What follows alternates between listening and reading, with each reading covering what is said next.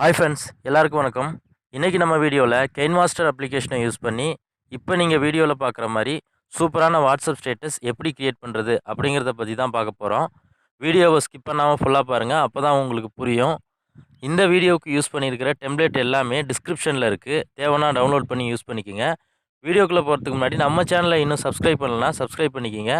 கூடவே பக்கத்தில் ஒரு பெல் பட்டன் இருக்கும், அந்த பெல் பட்டனையும் கிளிக் பண்ணிட்டீங்கன்னா நாம் போடுற எல்லா வீடியோஸ்க்கும் உங்களுக்கு ஒரு நோட்டிஃபிகேஷன் வந்துடும்.